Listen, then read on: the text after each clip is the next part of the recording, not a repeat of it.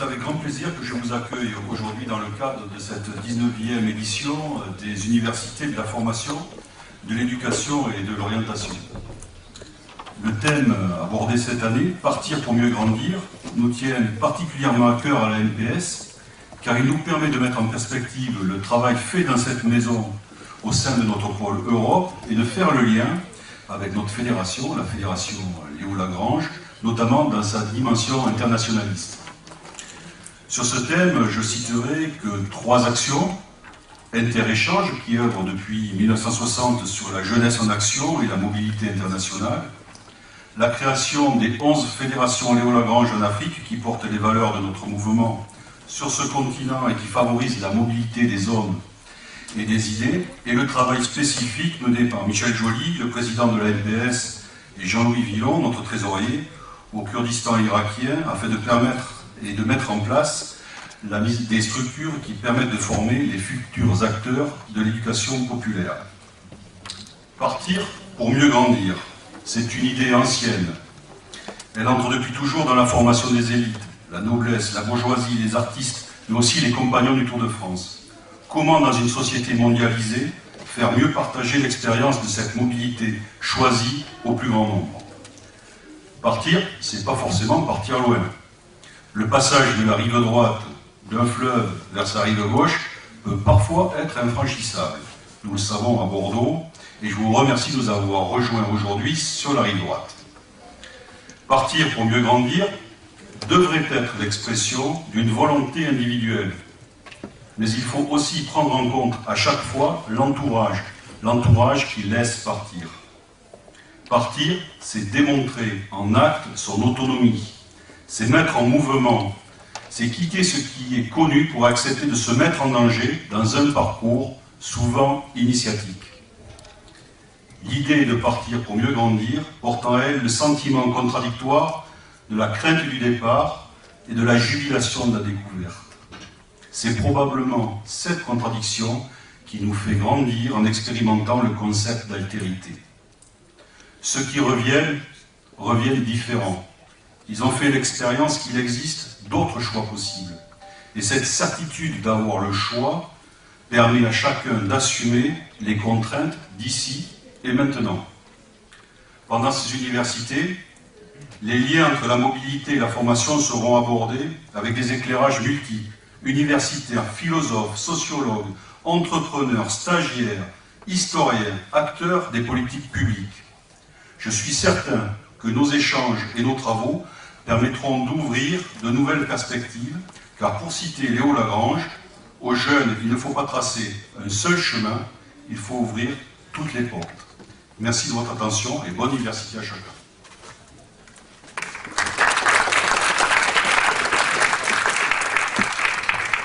Ravi de vous accueillir ici. Tout d'abord, je tiens à vous demander de bien vouloir excuser l'absence de Jérôme Burguière, directeur général d'Aquitaine Cap-Métiers, qui a été retenu par d'autres engagements, et vous dire tout le plaisir que nous avons à vous accueillir pour cette manifestation, à remercier l'investissement des intervenants, la présence de Madame la vice-présidente du Conseil régional d'Aquitaine, Madame Cocula, et puis l'entrée cette année de 2 nouveaux partenaires majeurs dans la manifestation, l'agence de The2F et l'association AFS, qui ont beaucoup contribué à l'enrichissement du thème, à l'élargissement de celui-ci, ainsi au montage global de la manifestation. Voilà, j'ai peu de choses à vous dire. Une petite information technique. Une de mes collègues qui prendra des photos pendant la manifestation, donc je vous demande de bien vouloir excuser si parfois elle est devant l'un ou l'autre, parce qu'on va essayer d'avoir des souvenirs graphiques de ce moment. Je crois que nous allons enchaîner sur une intervention filmée de Madame Henry, présidente de l'AFS, qui n'a pas pu nous rejoindre aujourd'hui, mais qui a tenu à nous dire quelques mots. Okay.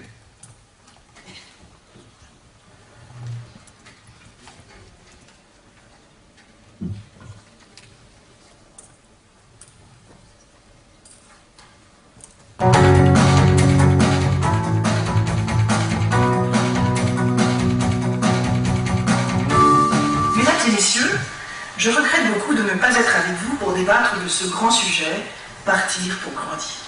Au moment où j'ai l'honneur de vous adresser ces quelques mots au nom de l'association AFS Vivre sans frontières, je suis pour quelques jours en mission à AFS, chez moi, c'est-à-dire aux États-Unis, dans mon deuxième pays de cœur après la France. À 18 ans, je suis devenue américaine sans cesser d'être française. Je suis devenue biculturelle et je le suis restée, sans jamais cesser d'approfondir avec affection et lucidité cette intime connaissance de l'autre, du pays de l'autre, qui est devenu mon prochain. Oui, tant d'années après ma totale immersion d'1 an dans une famille américaine et dans un lycée américain grâce au programme d'AFS, je bénéficie toujours de cette extraordinaire et insurpassable expérience qui a marqué ma jeunesse et celle de tous les participants d'AFS depuis 1947. AFS est une organisation incontournable dans le domaine de la mobilité individuelle des jeunes, du fait de son ancienneté, de son expérience et de la conscience jamais altérée de ses bénévoles et animateurs salariés, de l'importance affective, éducative et humaine de l'immersion interculturelle que proposent ces programmes. Passons du témoignage individuel à l'analyse conceptuelle pour mieux comprendre l'impact réel de ces expériences sur les individus et sur notre société. Ce caractère éducatif, si positif pour les jeunes participants, ne fait plus guère question aujourd'hui parmi vous, et cette réunion est la parfaite illustration de cette prise de conscience. Mais il n'en a pas toujours été ainsi, et le passage de la théorie, largement acceptée aujourd'hui, à la pratique, rencontre encore bien des obstacles, souvent de la part d'acteurs pourtant essentiels, et n'est pas sans écueil, ni multiples difficultés tant pratiques que psychologiques. Pourquoi en est-il encore ainsi ?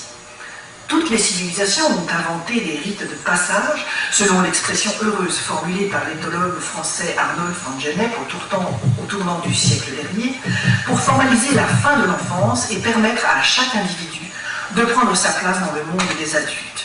Mais alors il ne s'agit guère de partir plus que quelques jours pour une épreuve ritualisée, ni de continuer après à grandir librement, mais au contraire d'assumer immédiatement son rôle dans la société et la suite des générations à cette nouvelle place en stricte conformité avec sa culture d'origine. Partir vraiment, quitter la tribu ou la cité, aller voir ailleurs, c'était bien autre chose, c'était renoncer à la protection du clan et de ses dieux pour un monde inconnu, très probablement dangereux et hostile, c'était surtout prendre le risque de l'exclusion de sa société d'origine. On ne s'aventurait ainsi que pour faire la guerre ou conquérir de nouvelles terres. Sommes-nous si loin de ces attitudes forgées dans la préhistoire ? Nous entendons encore bien souvent un discours, certes actualisé, mais tout à fait similaire. Par exemple, qu'il n'est pas possible d'envisager de partir avec AFS pendant 1 an et d'espérer entrer ensuite dans une grande école prestigieuse. Partir ou réussir, il faut encore choisir. Oui, ce discours, nous l'entendons très souvent. Donc, selon certains, pour réussir, il ne faut pas partir, il faut rester et se soumettre au seul rite de passage en vigueur aujourd'hui en France, à l'exclusion de tout projet individuel, c'est-à-dire non ritualisé par la société, le pouvoir ou ses représentants. Partir pour un jeune lycéen, encore aujourd'hui, c'est risquer la malédiction du lys, se condamner à une vie en dehors de la norme et de l'excellence sociale et éducative française, c'est perdre 1 an dans un cursus scolaire et universitaire sans pitié, où l'année lointaine n'est pas validée par le système, où le logiciel post-bac ne réserve aucune place à l'expérience du partir pour grandir, telle est la réalité aujourd'hui. AFS Vivre sans frontières ne peut donc que se féliciter d'être co-organisateur de ce colloque sur le thème de partir pour grandir. Oui, partir pour grandir et pas seulement pour apprendre, car apprendre c'est beaucoup plus facile quand on a grandi, et c'est de cela qu'il nous faut encore convaincre. Cette proposition de partir pour grandir, en effet, est une révolution. C'est accepter d'abord de considérer que partir avant d'avoir cessé de grandir n'est plus une transgression de la norme sociale et éducative, mais pourrait au contraire devenir une nouvelle norme, même si les modalités tardent à se mettre en place avec flexibilité. Partir va donc devenir un rite de passage social incontournable, voire obligatoire à l'adolescence. Est-ce une évolution souhaitable? Est-elle généralisable? C'est accepter aussi de considérer qu'apprendre ne suffit plus pour grandir et que l'éducation ne peut se concevoir sans l'expérience interculturelle individuelle à l'étranger. Quelle forme donner à cette expérience interculturelle? Quelle nature lui donner? Accepterons-nous que l'éducation non formelle prenne enfin sa place? Et pour quelle durée? Et surtout, pour quel objectif?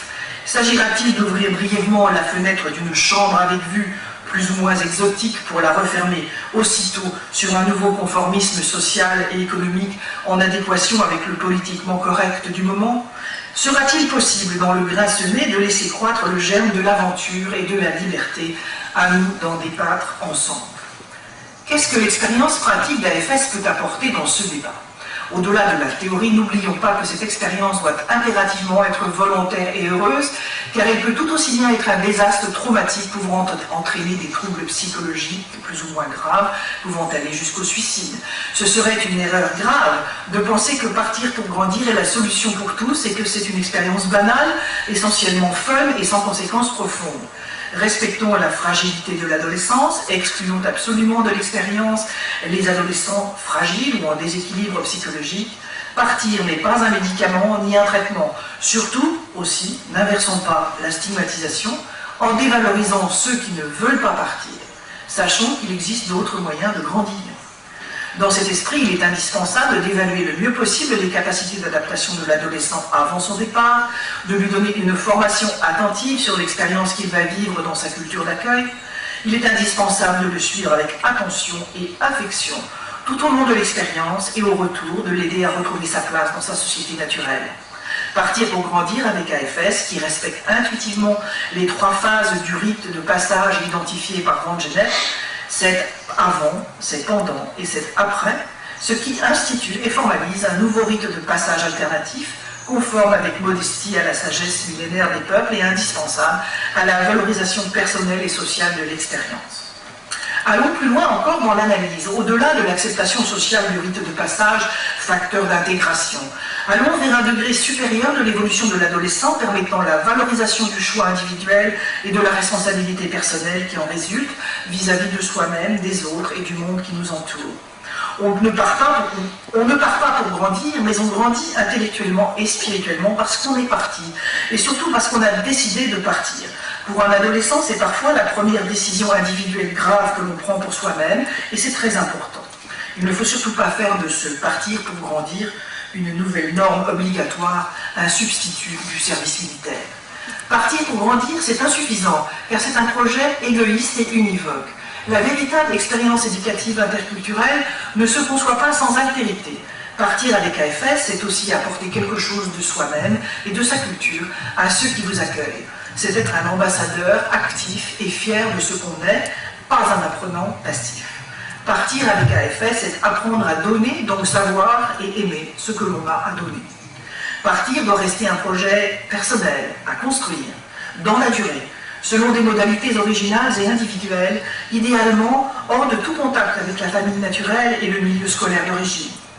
Partir avec AFS, c'est un défi envers soi-même, dans un milieu accueillant, certes, mais entièrement nouveau, qui ne connaît presque rien de l'adolescent accueilli, où tout est alors possible et où la réussite sera très valorisante.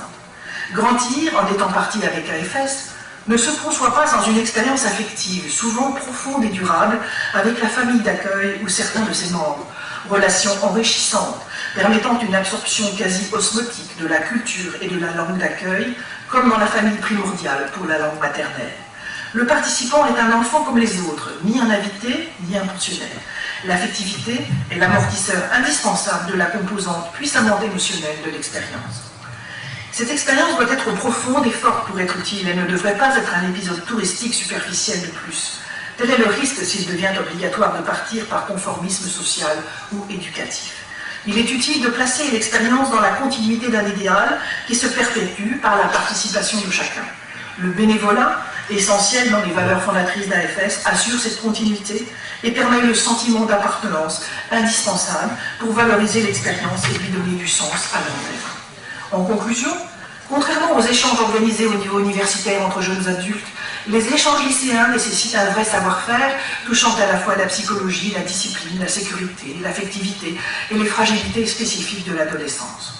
Nous ne devons pas craindre cependant d'approfondir avec sérénité et conscience ce domaine de recherche, en sachant qu'il n'est pas anodin, mais touche aux structures anciennes de nos civilisations, de nos conceptions culturelles sur l'individu, sur la relation familiale et sociale, et sur notre conception du monde et de l'étranger. D'autres ont osé, bien avant nous, organiser l'expérience interculturelle du partir pour grandir et de la mobilité individuelle des jeunes, Voilà plus de 8 siècles que le compagnonnage a formé à l'excellence l'élite européenne des travailleurs qualifiés par le contact avec des mondes différents. Le compagnonnage français a été inscrit au patrimoine culturel immatériel de l'humanité en 2010 par l'UNESCO sous le titre « Le compagnonnage, réseau de transmission des savoirs et des identités par le métier ». L'UNESCO a considéré que le compagnonnage était un moyen unique de transmettre des savoirs et des savoir-faire. Notre intérêt pour l'échange et la transmission des savoirs culturels de l'humanité méritera-t-il bientôt une telle reconnaissance? À nous d'y travailler ensemble, c'est tout le succès que je souhaite à notre réunion. Je vous remercie de votre attention.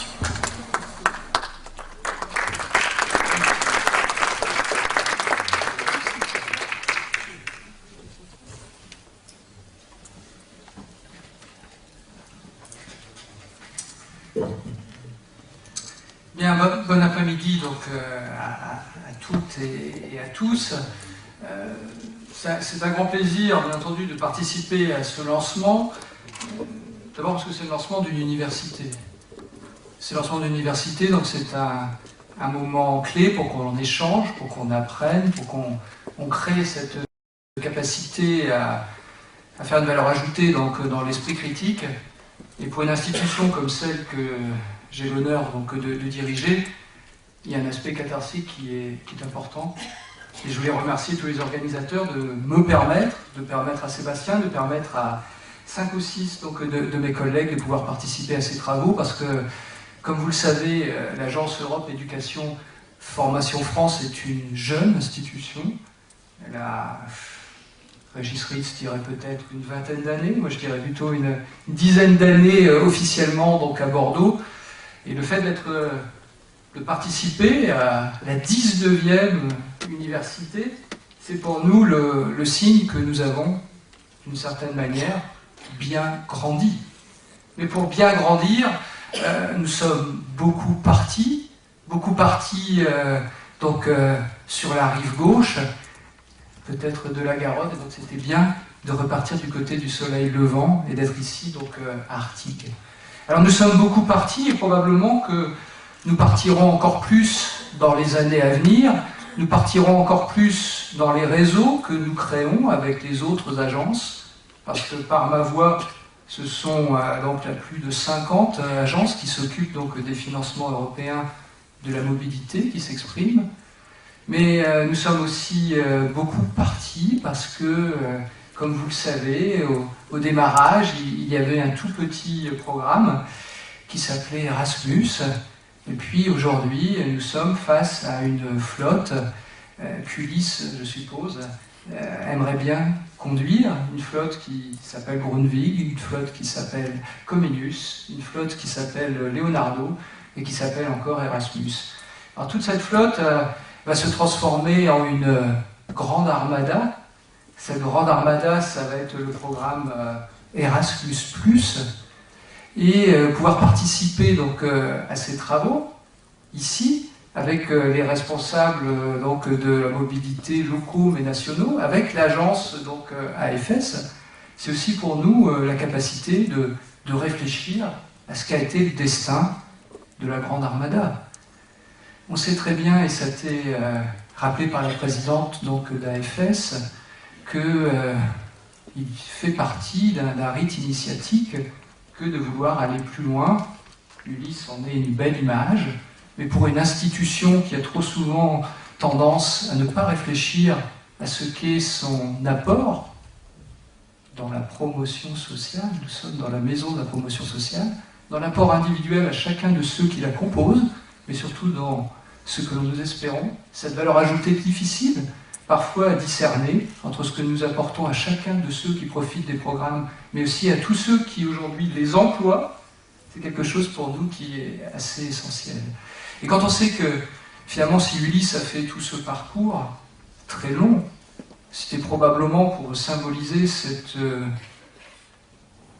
avenir qui est celui de tous, parce que nous préparons tous le grand départ, et pour une institution qui a toujours tendance à considérer que la vie est éternelle, que la vie institutionnelle est éternelle.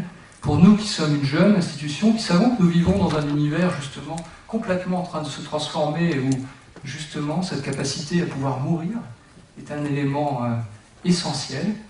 Mourir institutionnellement, mais pour mieux réussir. Cette capacité de questionner ce nouveau départ, qui peut être d'ailleurs une fin, c'est quelque chose d'absolument essentiel. Bien entendu, tous les jeunes qui aujourd'hui profitent des programmes Erasmus ou Leonardo ou même Tempus, tous ceux que nous vous décrirons dans ce cadre de la préparation d'Erasmus+, dans les ateliers de demain, se posent cette question. Donc nous sommes jeunes, mais nous savons déjà que nous devons préparer l'ultime départ. Et ça, nous allons réussir à le faire, je l'espère, comme nous le faisons à chaque fois, avec l'apport que pourront être tous les maîtres que nous allons rencontrer dans ces 2 jours. Dernier point, c'est pour nous essentiel d'avoir cette relation avec le monde académique. Plus que jamais, dans ce moment où, pour des raisons sociales, institutionnelles, politiques, les institutions ne peuvent que se remettre en question. Ou alors, au contraire, penser qu'il leur suffit de se présenter comme institution pour être un référent incontesté. On est aujourd'hui donc dans la nécessité d'avoir des relations toujours de plus en plus fortes avec le monde académique. Donc nous sommes très heureux demain de vous présenter ce Journal of International Mobility, qui est le premier, la première revue consacrée à ces mobilités internationales qui seront de plus en plus un sujet d'intérêt.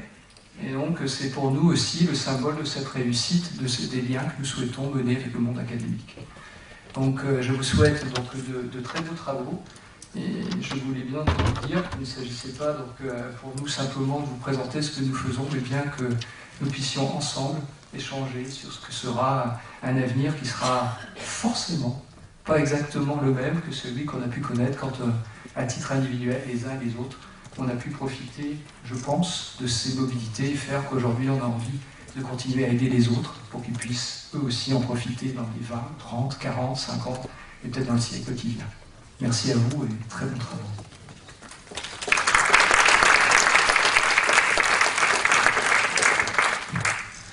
Merci beaucoup. Alors un petit mot d'abord pour vous souhaiter la bienvenue dans cette 19e université de la formation. On va bientôt avoir 20 ans.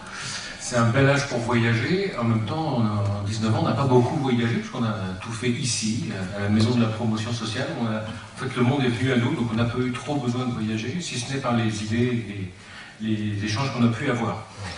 Je vais juste vous dire un petit mot du comité scientifique et de son fonctionnement cette année, quand on a organisé cette manifestation, et un mot du programme. Sur le comité scientifique, on a effectivement beaucoup travaillé cette année. On a travaillé en partenariat, c'était la première fois, avec l'agence de G2F et avec AFS. Et je voudrais, mais je le redirai demain à la fin des travaux, mais quand même remercier et souligner l'investissement massif de Sébastien Thierry qui est là et de Daniel Quintin qui est un peu derrière.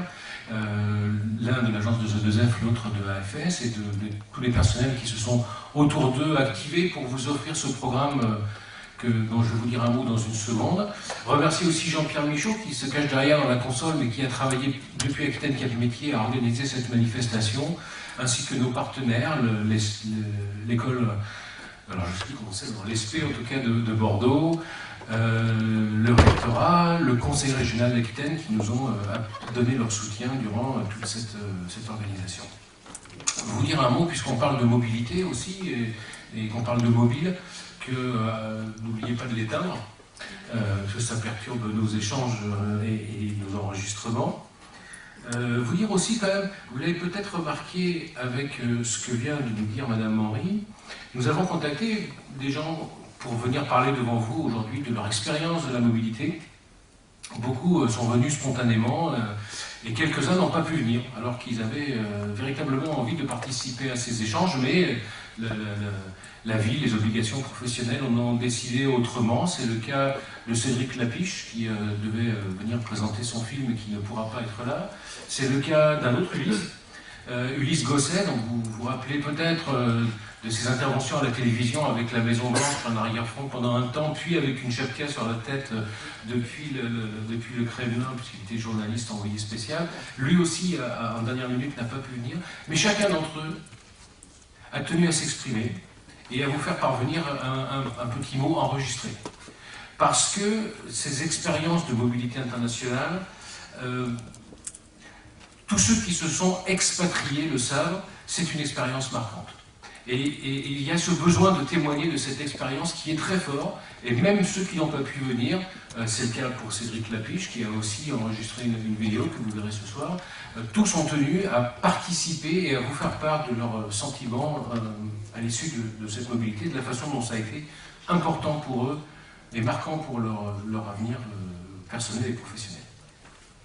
Donc, on va parler des mobilités internationales, c'est un sujet qu'on n'a pas trop traité. On a traité ici beaucoup de mobilité sociale, de mobilité géographique, mais sur des territoires assez réduits.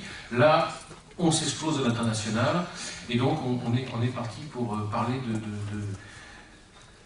d'une migration, en fait.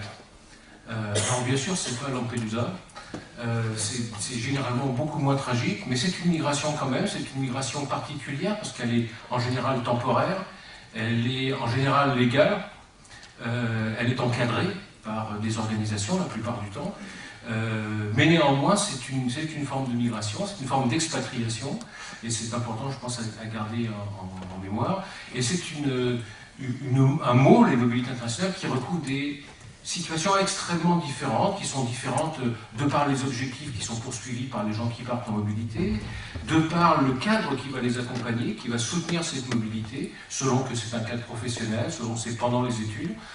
C'est aussi quelque chose qui varie énormément selon qu'on a choisi ou pas. Il y a quelque temps, nous avions fait ici une université sur les mobilités, mais les mobilités professionnelles, en se demandant dans quelle mesure c'était des choix subis ou des choix purement libres. Et on peut aussi se poser la question pour les mobilités internationales, est-ce que c'est un choix ou est-ce que c'est inscrit dans un cursus qui oblige à une mobilité? Selon le moment aussi où se fait le départ, selon qu'on part au début de la formation, au milieu, plutôt en fin, l'expérience de la mobilité n'est pas la même. Et puis finalement, selon la durée du séjour. Donc plein de variables qui font que tous les séjours en mobilité internationale ne se ressemblent pas. Et c'est cette diversité-là qu'on a choisi d'affronter avec vous durant ces quelques journées de discussion, d'échange. Pour vous dire un petit mot très rapide du programme que vous avez peut-être sous les yeux, on va enchaîner tout de suite après ces premiers mots de bienvenue. On va enchaîner avec une table ronde qui a déjà pris du retard. On a à peine commencé à voyager, qu'on a déjà accumulé des décalages horaires. Et on va parler des faits, en fait. On va avoir une table ronde qui va nous présenter. Alors on a fait des petits jeux de mots, hein, vous verrez la mobilité, en fait, la mobilité, on en fait, la mobilité et ses effets. Tout ça pour vous dire que là, on va parler, voilà, du contexte, de quelques données historiques, sociologiques, économiques, présenter un peu les mobilités. Une deuxième table ronde, après la pause de l'après-midi, va nous emmener plutôt sur la question des effets de la mobilité sur les parcours, et on va commencer à aborder ce sujet de manière frontale. Ça nous occupera bien toute l'après-midi, et donc après ça, vous aurez certainement envie d'aller boire un coup et manger, participer au buffet qui vous attendra avec une petite animation musicale, avant de revenir ici, voir ce film L'Auberge espagnole, qui a quand même bien marqué les esprits sur la mobilité, les mobilités Erasmus, avec une interview filmée de Cédric Lapiche. Et puis demain matin, on se retrouve pour donner la parole à la connaissance, à la diffusion de la connaissance, à la confrontation des idées. C'est l'objet d'une revue scientifique. Et on va vous présenter donc cette nouvelle revue qui naît sous vos yeux. Ce sera le lancement de cette revue Journal of International Mobility, portée par l'agence de G2F. Et puis les ateliers, parce que c'est toujours un moment fort dans cette université, que ces moments d'atelier où on se retrouve dans des salles plus réduites, où on peut partager des expériences, confronter les discours. Alors vous verrez, il y a 4 ateliers qui vous sont proposés sur les apports et sur la façon dont on les mesure, surtout c'est un atelier méthodologique sur la mesure des apports des mobilités, un autre sur les échelles, un autre sur le rôle des entreprises, partenaires essentiels aujourd'hui pour ces mobilités, et puis finalement un atelier, je dirais, plus réflexif sur le rapport à l'altérité. Et nous terminons cette université demain après-midi avec la mobilité d'une table ronde qui va plutôt discuter de comment ça s'organise avec des institutions, des organisations qui sont porteurs de ces mobilités, qui sont des organisateurs, que ce soit le FAGE, que ce soit le FQJ, que ce soit Vivre sans frontières, AFS. Vous allez avoir ici une série d'institutions qui organisent ces déplacements avant qu'on ne donne le dernier mot à la recherche. C'est une université quand même. Et donc on accueillera Fred Derlin qui viendra nous présenter ses travaux sur les apports interculturels des mobilités estudiantines. Voilà le programme. On va de suite passer la parole à la première table ronde. Je vous remercie de votre présence, je vous remercie de votre attention et je vous remercie surtout de contribuer activement à la réussite de cette université en prenant la parole chaque fois qu'on donnera la parole au public. Intervenez, participez, c'est comme ça que cette université entend vivre et peut-être se prolonger encore quelques décennies de plus. Merci.